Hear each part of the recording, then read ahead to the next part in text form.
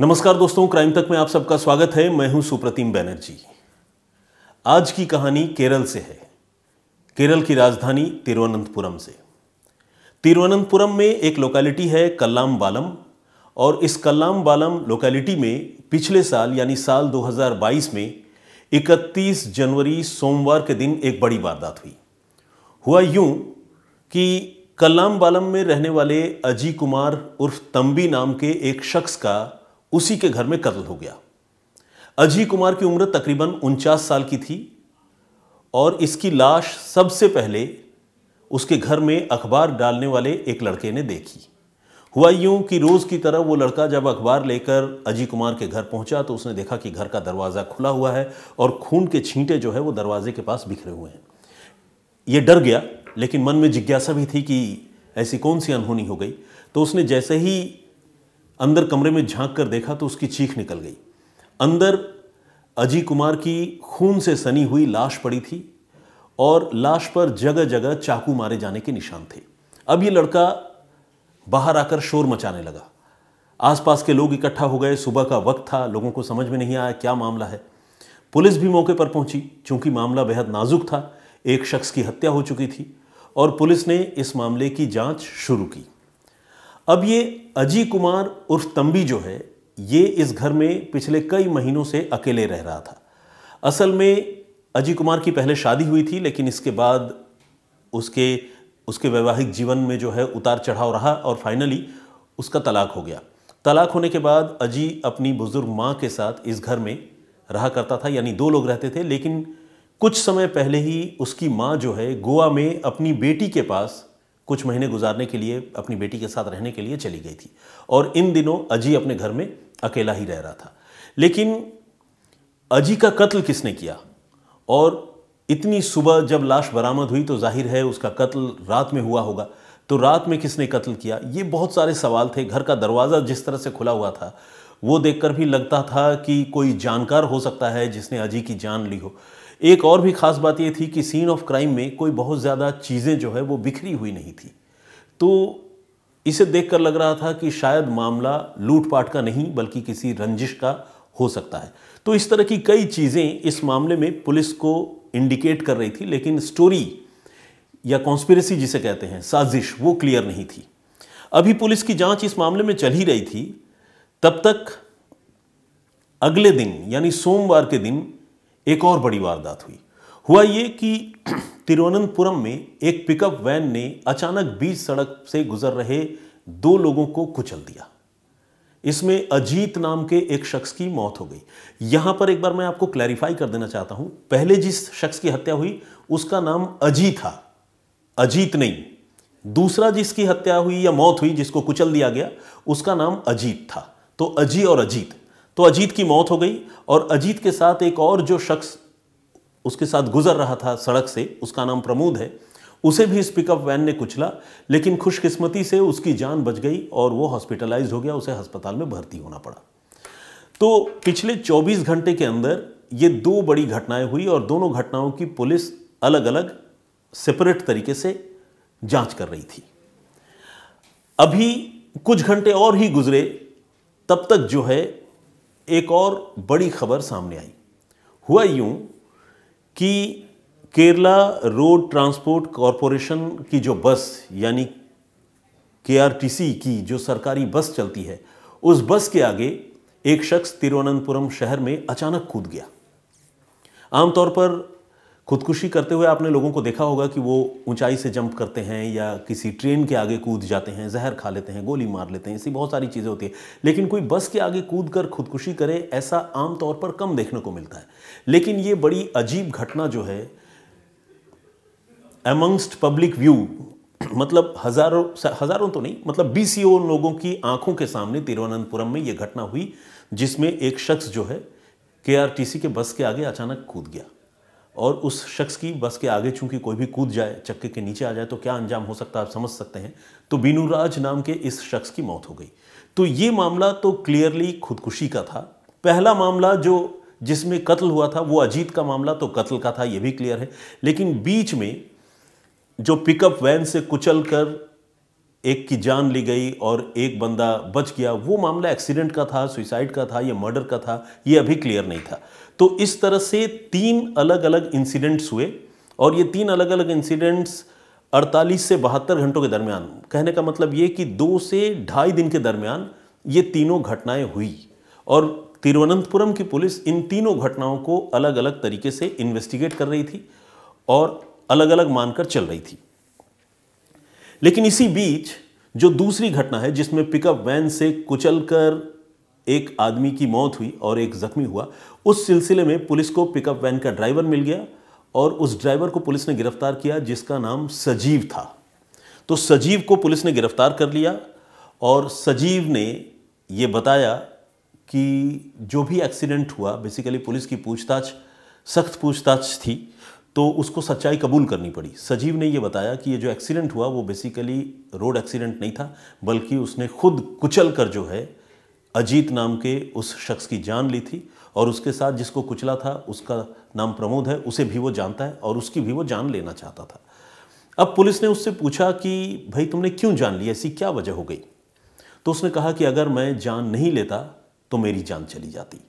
ये इस कहानी में एक नया ट्विस्ट था, लेकिन इस ट्विस्ट के साथ ही एक बात क्लियर हो गई, साफ हो गई कि जो 3 मौतों की बात अब तक सामने आ रही थी उसमें अजी और अजीत की मौत, ये दोनों मौत जो है कत्ल का नतीजा थी और तीसरी तो खैर सुसाइड थी क्योंकि वो पब्लिक व्यू में लोगों की आंखों के सामने हुआ था, जिसमें बीनू राज नाम का शख्स बस के सामने कूद गया था।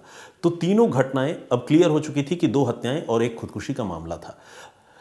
अब पुलिस जब जांच आगे बढ़ाने लगी तो पुलिस ने इन सारे लोगों के मोबाइल फोन की कॉल डिटेल निकलवाई और मोबाइल फोन के लोकेशन की स्कैनिंग की। और आपको जानकर हैरानी होगी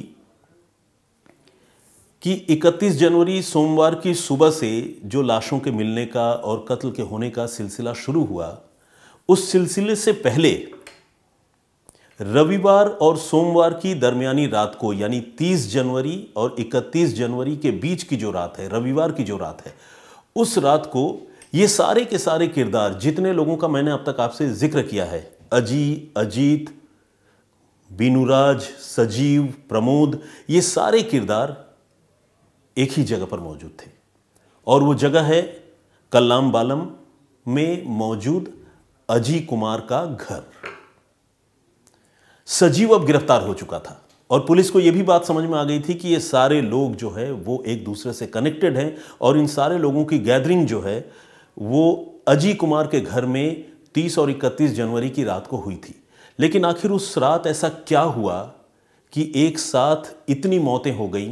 देखते ही देखते तकरीबन 70-72 घंटे के अंदर 3-3 लोगों की जान चली गई। आखिर उस रात ऐसा क्या हुआ था? ये बहुत बड़ा सवाल पुलिस के सामने था और अब पुलिस ने इस मामले की छानबीन और आगे बढ़ाई और जब छानबीन आगे बढ़ाई तो जो कहानी सामने आई वो कहानी अब मैं आपको सिलसिलेवार तरीके से बताने जा रहा हूं।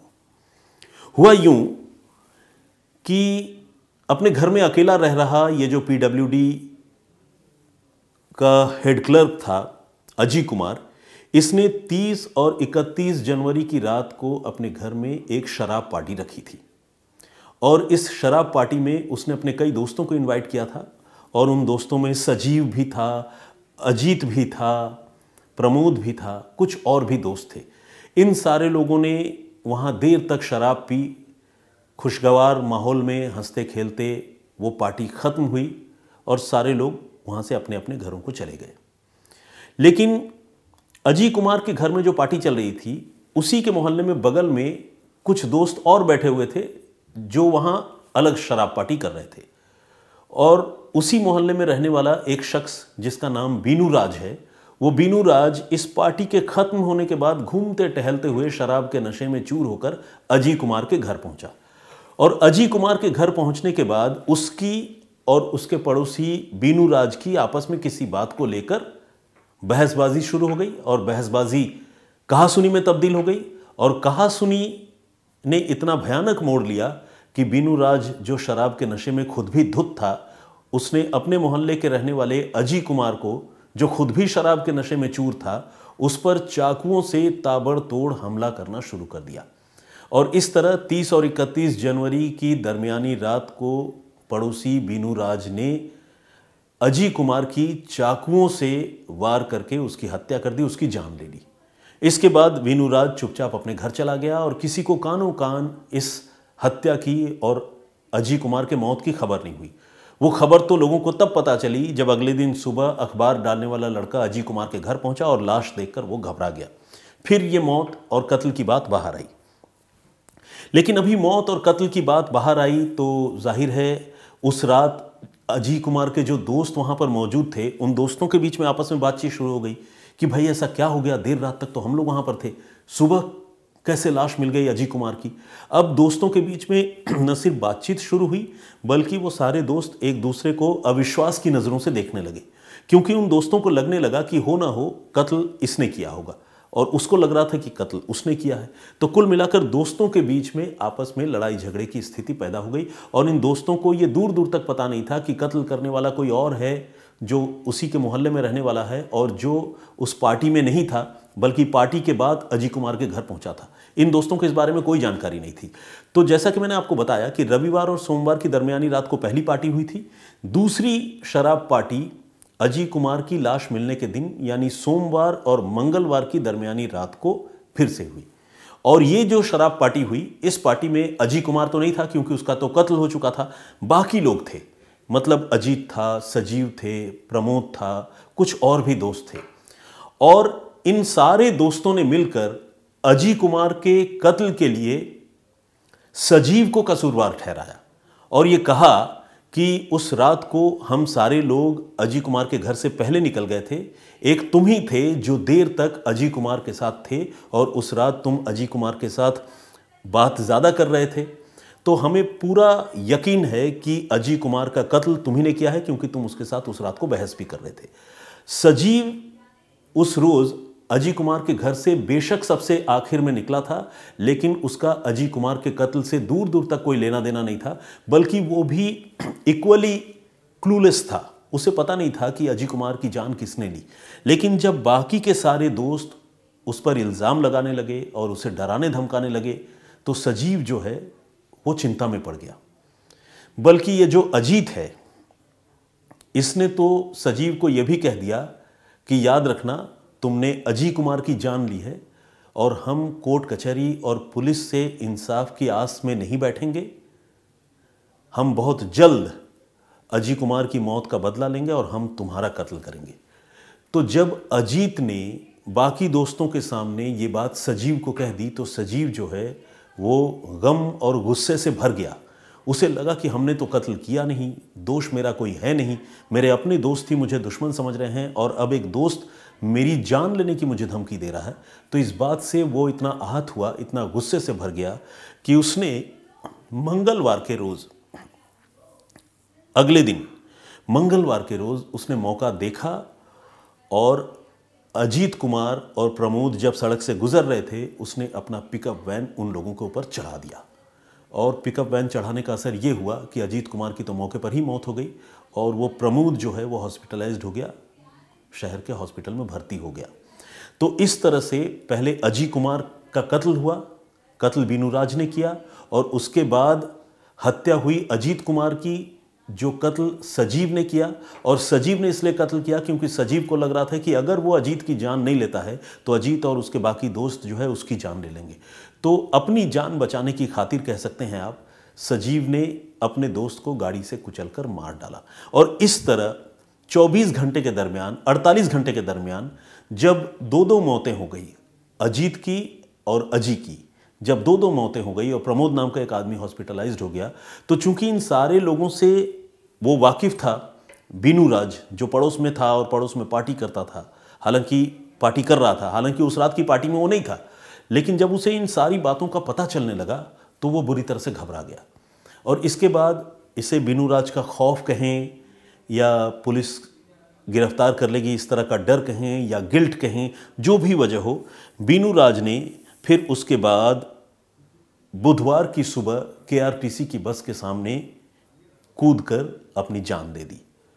और इस तरह से एक पार्टी, बल्कि एक खूनी पार्टी जो 30 और 31 जनवरी 2022 की दरमियानी रात को एक घर में आयोजित की गई थी, उस खूनी पार्टी के बदले न सिर्फ आयोजन करने वाला अजी बल्कि उसका एक दोस्त मारा गया और उसी के पड़ोस में रहने वाले एक शख्स ने खुदकुशी कर ली और बाकी के कई लोग इस मामले में रडार में आए। पुलिस के सजीव नाम का एक शख्स जो है वो गिरफ्तार कर लिया गया।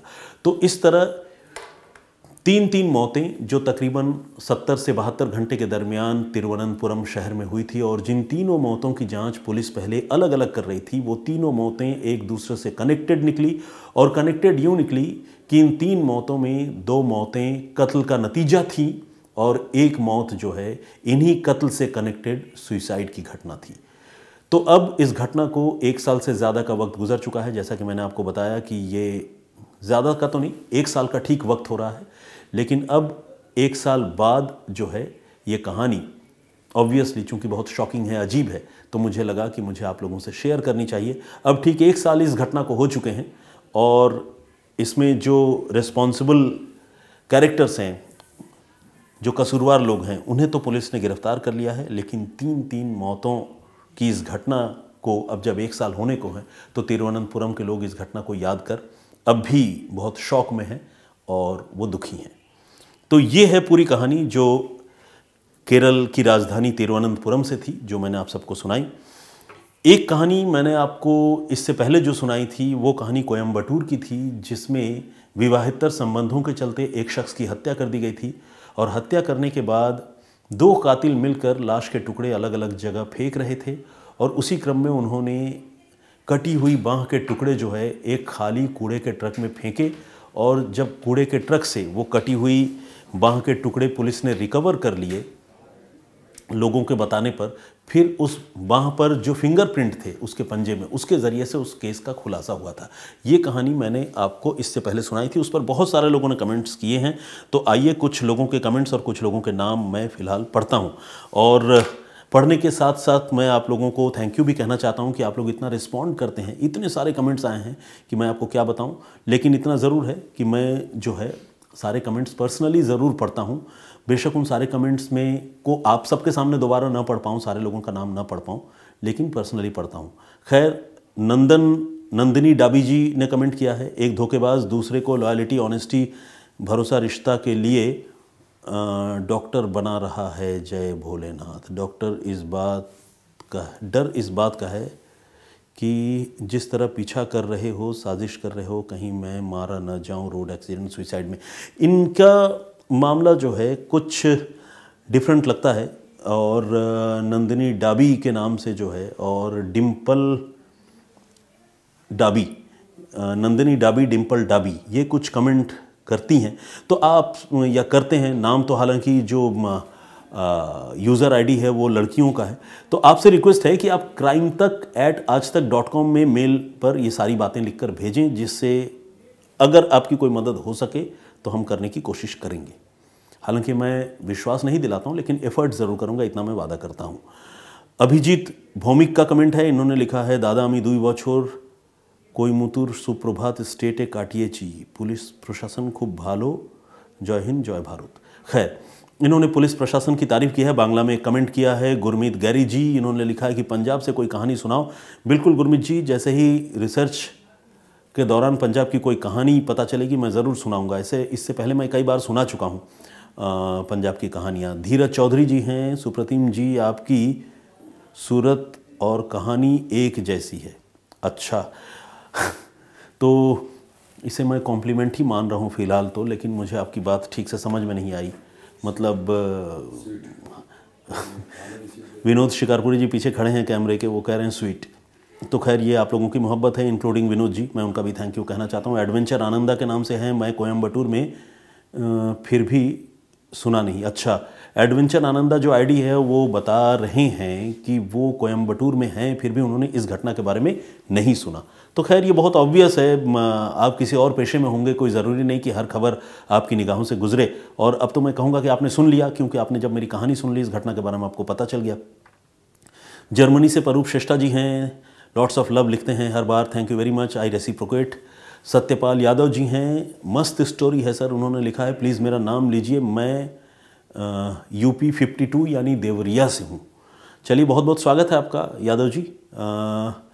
विश्वास नारकर, नहीं, हाँ, विश्वास नारकर ही हैं, इन्होंने वेरी नाइस लिखा है, थैंक यू वेरी मच। चेतना मिश्रा जी, इन्होंने लिखा है, नमस्ते बनर्जी भाई, आप अपनी कहानियों का नंबर ज़रूर दीजिए जिससे समझने में आसानी हो जाएगी। आप ने ये $1 मिलियन का सुझाव दिया है। बेसिकली हमारे बहुत सारे दर्शकों ने ये सुझाव पहले भी दिया है और मैं अपने क्राइम तक यूट्यूब की जो टीम है जिसको दीपक लीड करते हैं, ऐसे तो सारे लोगों को लीड शमसर ही करते हैं, लेकिन दीपक से मैंने कई बार रिक्वेस्ट किया है, लेकिन मुझे नहीं पता कि वो दिन कब आएगा। मैं आपके कहने के बाद एक बार फिर दीपक से कहूँगा ज़रूर। रीना राय, इन्होंने लिखा है, sir your voice is so sweet and attractive, thank you very much, I am grateful for this complement. Sajid Mirza साहब ने भी कमेंट किया है, उन्होंने कहा कि एक मशवरा देना चाहता हूँ, एक दिन ऐसा मुकर्रर कर लिया जाए जिस दिन जितने भी कमेंट हो सारे कमेंट पढ़ो, क्योंकि कुछ श्रोता इसलिए कमेंट करते हैं कि आपकी ज़बान से अपना नाम सुन सकें और नहीं सुन पाते हैं तो निराश होते हैं। ऐसे तो फिर साजिद भाई सारे श्रोता जो अपना नाम सुनना चाहते हैं वो सिर्फ उसी दिन कमेंट करेंगे, बाकी दिन वीडियोज़ में तो कमेंट्स ही नहीं आएंगे।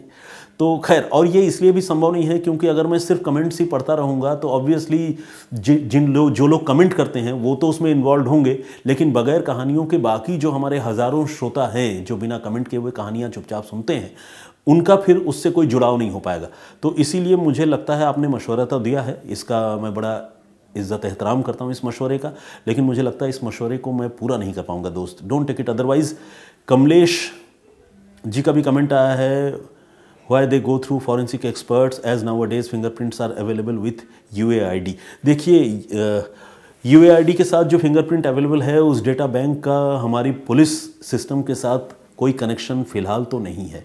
यानी जो फिंगरप्रिंट्स लोगों के पास है वो फिंगरप्रिंट का पुलिस के साथ और फॉरेंसिक की जो डिपार्टमेंट्स है उसके साथ कोई कनेक्शन नहीं है मेरी जानकारी के मुताबिक, इसीलिए उसका कोई फ़ायदा इन्वेस्टिगेशन में नहीं है। दूसरा, मैं एक बात आपको और बताना चाहता हूँ कि फिंगरप्रिंट का जो बैंक होता है वो कुछ सिलेक्टेड लोगों का होता है। सिलेक्टेड मतलब जो क्राइम में इन्वॉल्व होते हैं, पुराने क्रिमिनल होते हैं, उनका फिंगरप्रिंट लेकर पुलिस और फॉरेंसिक की टीम बैंक बनाती है।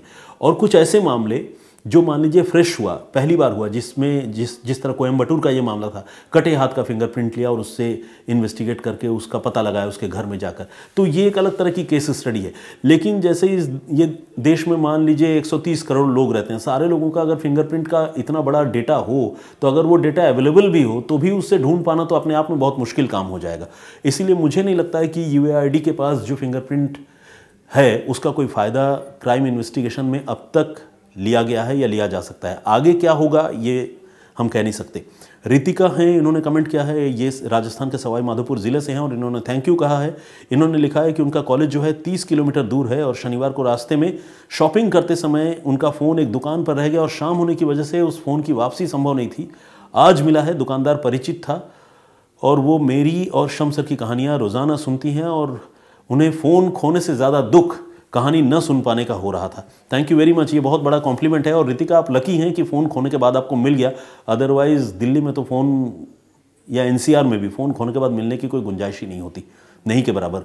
राधे का दीवाना का भी कमेंट आया है, थैंक यू वेरी मच, बहुत स्वागत आपका। रोहन लिंबू, ओम प्रकाश अवस्थी जी हैं, शमीम अहमद साहब का भी कमेंट हैं, लेश यानी कमलेश जी का भी कमेंट आया है। कमलेश चावड़ा नाम से लगता है कि आप गुजरात में हैं। इन्होंने क्लियर किया कि उनका नाम ईश चावड़ा नहीं है, कमलेश चावड़ा है, क्योंकि वो जो यूज़र ID है उसमें जो short form of name display होता है उसमें कई बार लोगों का नाम समझ पाने में दिक्कत होती है।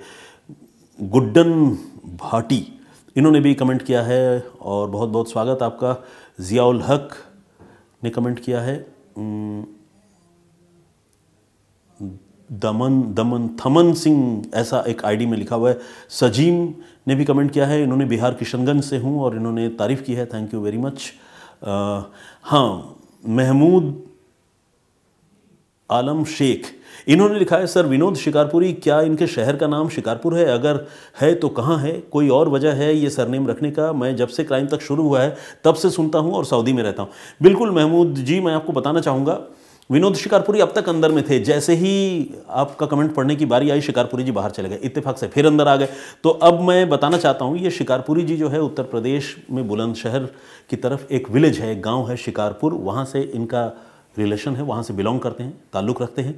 और इनका असल नाम जो है या गुड नेम वो विनोद कुमार है, लेकिन चूंकि शिकारपुर से इनका ताल्लुक है तो शम्स सर ने बड़े प्यार से इनका नाम शिकारपुरी रख दिया है, तो वो विनोद शिकारपुरी कहते हैं। अब चूंकि शम्स सर कहते हैं विनोद शिकारपुरी, तो पूरा दफ्तर इनको शिकारपुरी कहता है, तो एक तरह से इनका जो नाम है वो विनोद कुमार से चेंज होकर विनोद शिकारपुरी पड़ गया है।